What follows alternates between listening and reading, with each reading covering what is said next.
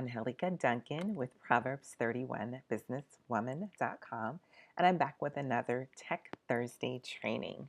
Today, well, actually, if you've been following along, you know that we have been working on building up your WordPress site. So we went through the process of you researching and registering, paying for a domain, getting hosting, selecting a WordPress theme, installing plugins, and now and installing your WordPress theme as well.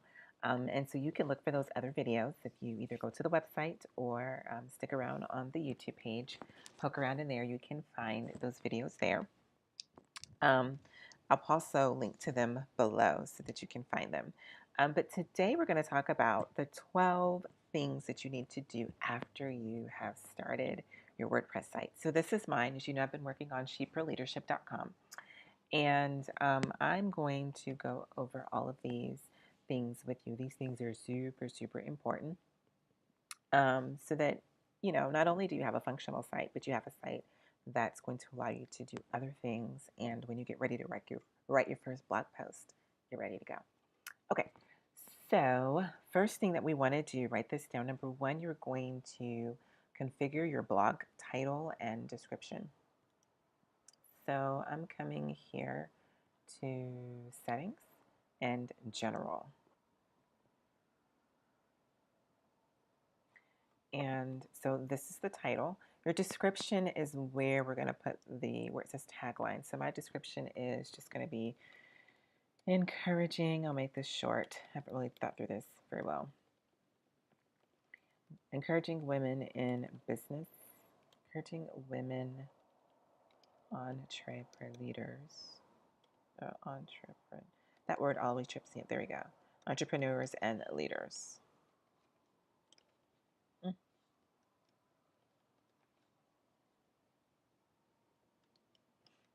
fingers don't want to work today. So encouraging women, entrepreneurs, and leaders. Real simple. You can also, if you've already done SEO research, and we haven't talked anything about SEO, but if you've already done SEO research, this is where you would also put your particular blog or your brand or your business's primary keywords. And you would just use that symbol right there, and you would put whatever those keywords are. So I might put women in business,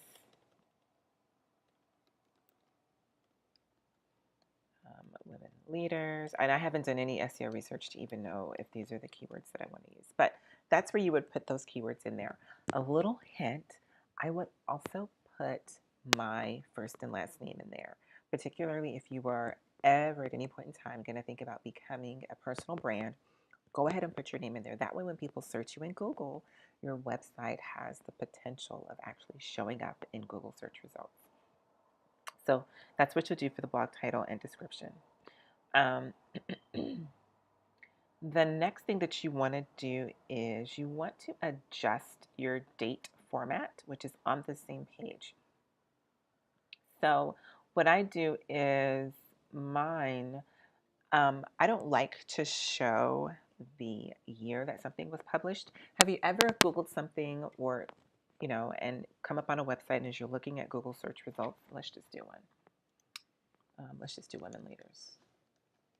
Okay. And let's see if they have any articles. Okay, so like look here. This one was published March 8th, 2018. So that's a recent one. I would click there. Let me do something different because this doesn't have a whole lot. Let's do WordPress for beginners and watch this. So you see that one? So that one's kind of recent. Sometimes, this one right here, February 19th, 2016. So sometimes there can be some bias created when people are coming to your website or when they are searching for your website. Sometimes we have control over this, and this takes a bit of coding, but let me show you on my main site, Proverbs 31 Businesswoman. So when we go there, we're going to see right here. So look here. Notice how I do not have the year on there. And this is for many reasons. Number one, you don't necessarily want people to know how old or dated the article is. That can cause some preconceived, hold on just a second. Okay, I'm back. So if you notice here, well, what I was saying is people will have a perceived bias if an article is really old. Also, because most of us are going to have our blog set up where each article we actually publish on the blog, um, it will show in order.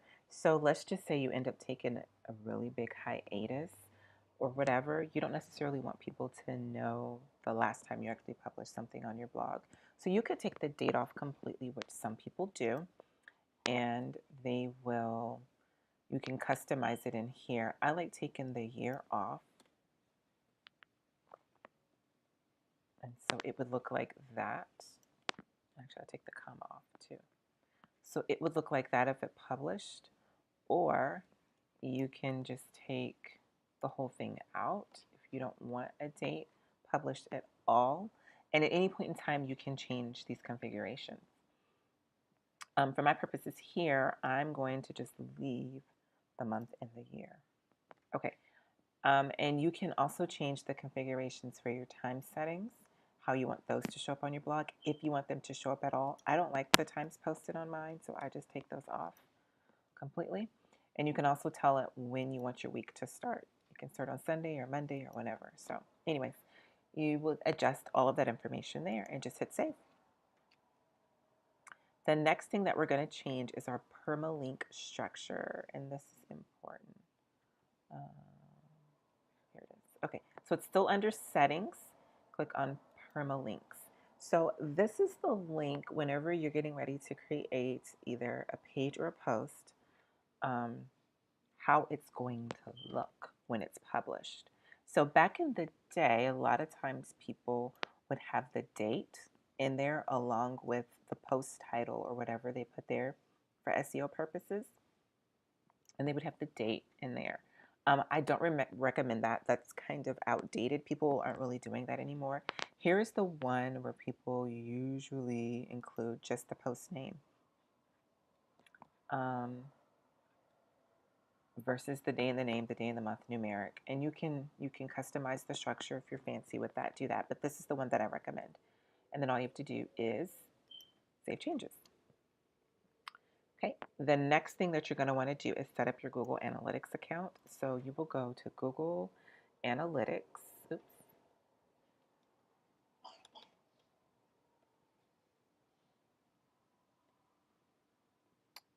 We'll go to Google Analytics. If you've never set up an account with them before, you're going to sign in with a Gmail account. I already have an account with them, so I won't have to go through that little process. Once you get in there, you're going to go to admin unless admin is already set up, or unless it takes you to that screen right away. If you already have a Google Analytics account, then this is the process you're going to follow. The thing that you want to do is hit create account. And you're going to create a new account. Make sure website is clicked, account name, give it the name of your website. So She Pray Leader.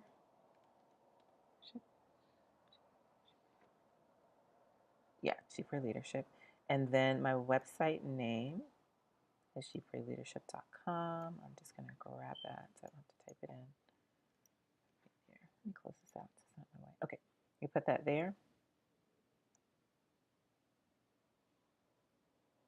Oh, no, you put it here. Sorry.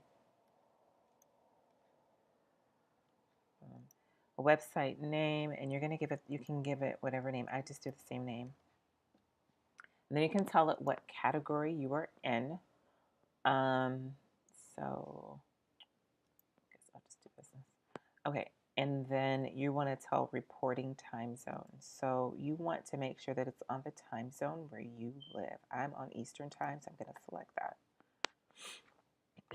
We tell it whether or not you want to receive information about that. And you're going to click Get Tracking ID at the bottom.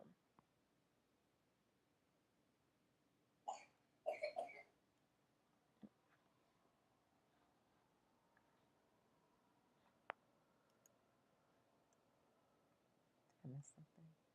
Oh, I need to take the HTTPS off of this one. Yeah. Well, if you have, you all have probably purchased HTTPS, so you want to click that. I'm leaving this one here for now. There we go. It'll give me the tracking ID. Okay, so you want to accept their terms. My daughter has a little snuffles right now. Okay, and this code right here, you want to grab this code. Okay, you're going to click on it and you're going to copy it. Okay, what you're going to do is you're going to come back to your dashboard and you are going to go to Genesis theme settings. Click there. And then from there, you want to scroll all the way down to the bottom to where it says header scripts. You're going to pop this code in there,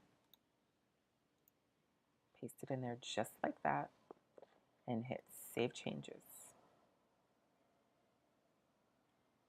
Okay, come back over to Google Analytics and so we've got the tracking code. We should be good to go here.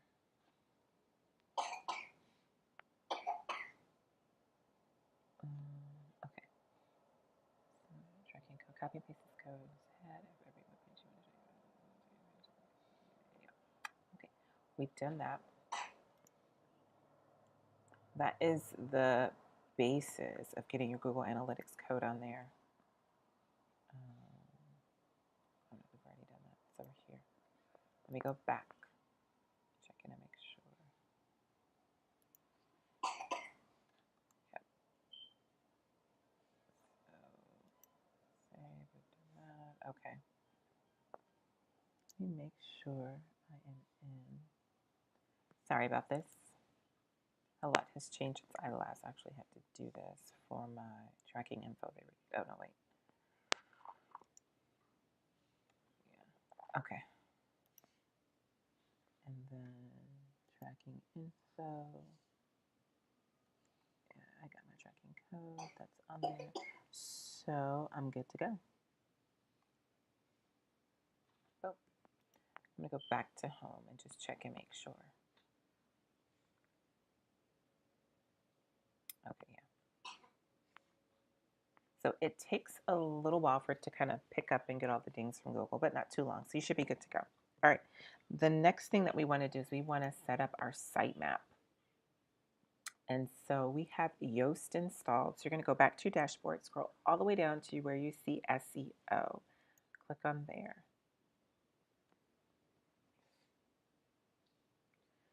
And we are going to click on Webmaster Tool. We want to get our Google verification code. This is the main one. You can get verification codes for all of these, but right now let's just focus on Google. So you're going to click Google Search Console.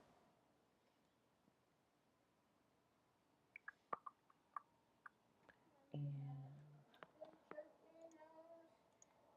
all right, so we're going to go with the recommended method and click there. And we're going to click, we are. So we are using this code, so we're going to click Verify. And boom, it's verified. So you can now use searches such as Search Console. We're going to click there.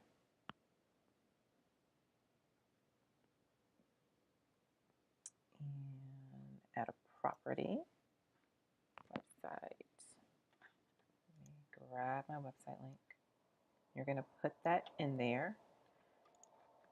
And this is really like point and click type stuff. Make it super easy.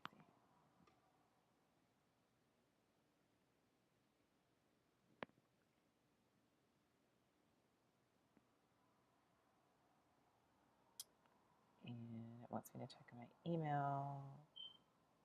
Let's submit a sitemap. We're going to do it through there.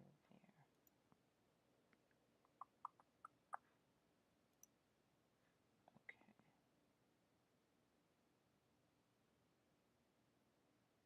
All right. So now I need to go check my email. I'm going to check my email. I'll be right back.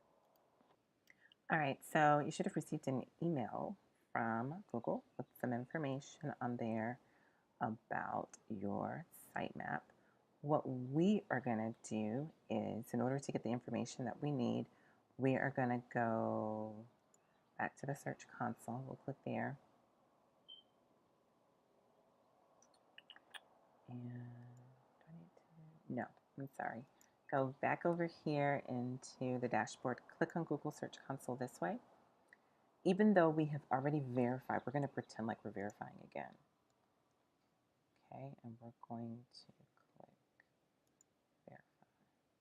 I wonder if it's going to verify it for us again. That's not what I want to do. Let me go back. Sorry. We are going to, hold on. Because I just saw it. No, let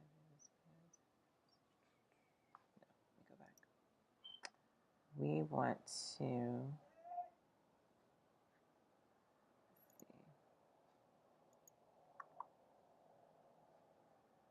wonder if it will. There's a piece of code that we need to grab.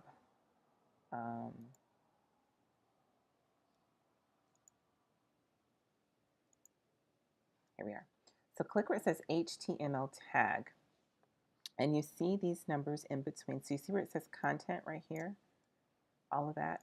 All we want to do is we want to grab all of these number letter combos in between the quotation marks. Do not grab the quotation marks if you can help it. It's probably going to get the whole thing. So let's just do it like this. Let's copy it. We're going to paste it in here. All right, so like I said, we're going to grab this piece of code and we are going to come plop it in here. That was my little girl wanting to sit on mommy's lap. We can just erase all this extra stuff because we don't need it. And then hit Save Changes.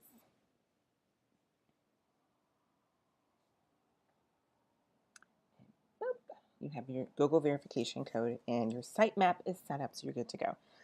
The next thing we want to do is we want to download a plugin called Wordfence for security reasons. Sorry, no, add new. So you go to Plugins, Add New. And just type in Wordfence and it will populate.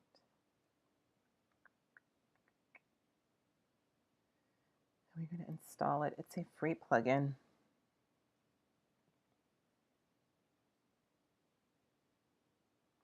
And activate it.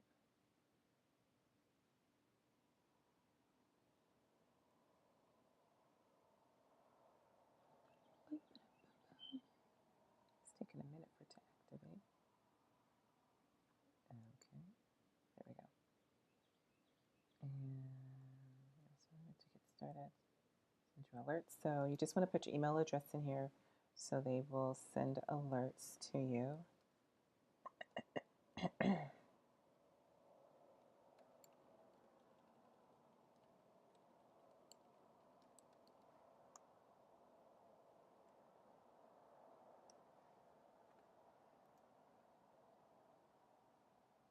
And then only if you're wanting to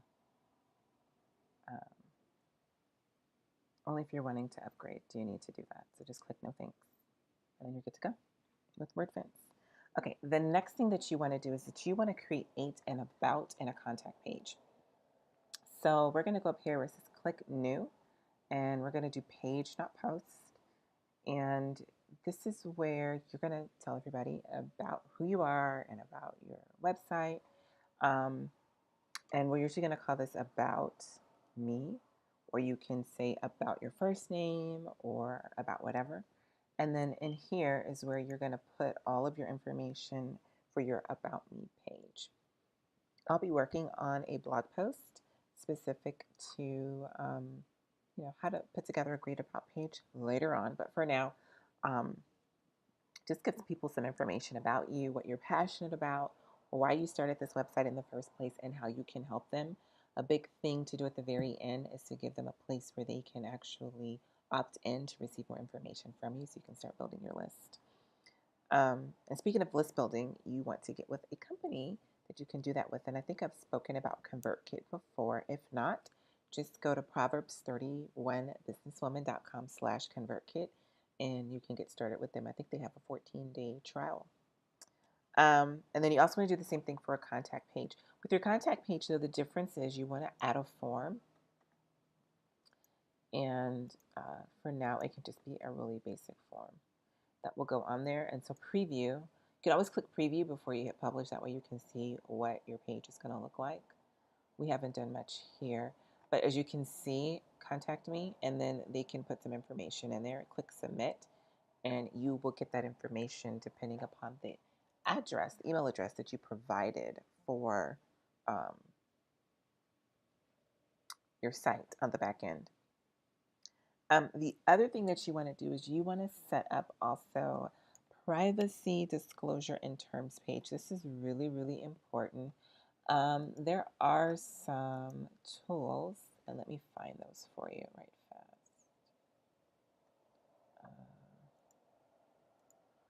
So yeah, you can actually pull up some plugins, or you can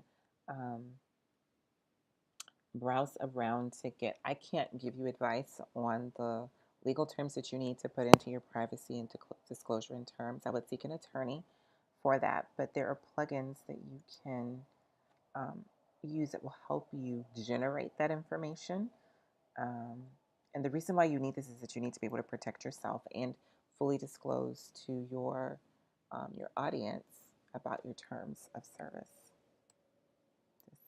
Disclosure. And sometimes there are some. We have affiliate disclosure. Only a few people have used that one. Yeah. So you can either create one of your own, purchase one, seek an attorney, or find a plugin that uses that, but you definitely need to have that.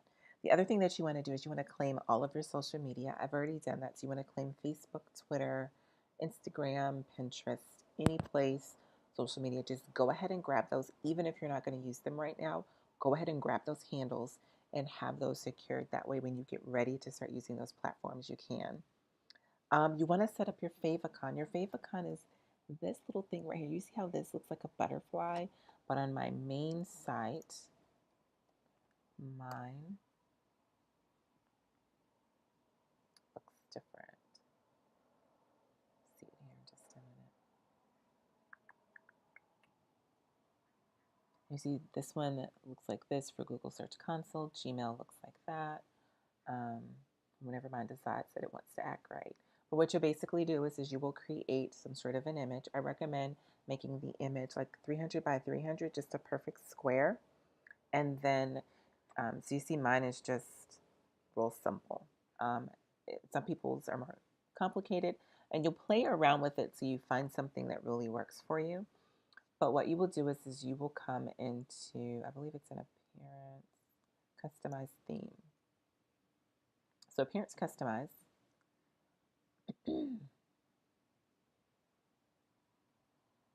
And then we are going to update. I'm sorry, looks like my internet's doing weird stuff. Site identity, click there. And so site icon is what you're going to do there. You're going to click here and select whatever image that you want, and you'll drop it into there, and then that will change your favicon. The last two things you're going to do is you're going to brainstorm post ideas and really start getting into content creation. I'm going to be doing a small series on content creation. That way you have an understanding of the direction that your blog needs to go in so that you can get to your blogging income goals faster and you can really grow your blogging business much faster. But you need a content plan to be able to do that. And so you need something robust that gets you thinking, not just short term and right now, but long term and down the line. And then you also want to start thinking about your brand colors. Here's what I often do before I decided to redesign my site, I used Pinterest. And what I ended up doing in Pinterest was, and I'll show you.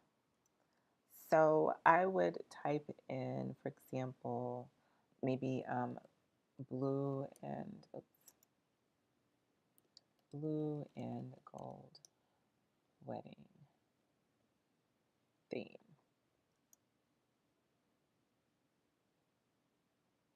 And so I would see like color schemes like this. Oh, that looks interesting. A blue velvet cake, yum. And so I would get color schemes like this. This is beautiful to me. Look at that. I feel like I want to have some blue on my site, but I can't quite figure out how to integrate it. But anyways, and so I have a folder called Color Schemes, I believe it is, and it's a private folder. Evidently not. Maybe I did branding. Nope. Website. There you go. Website schemes and ideas. And it's a private, so that way it's something that I can, sometimes whenever I'm thinking, oh, I want to freshen things up a bit, I'll drop things that I find on Pinterest and other people's ideas, and I'll put it in there and help kind of set up my palette. I'm going to add this to it, and then I'm going to show you what mine looks like. That's really pretty. I like that.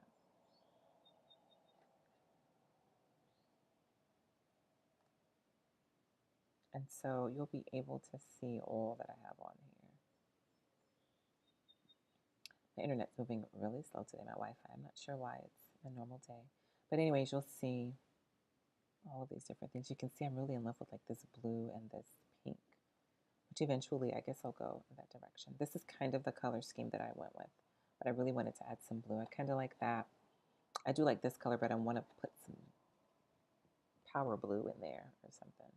So anyways, I love this. This is like ideal. That's what I want. I couldn't pull it off in my head. So anyways,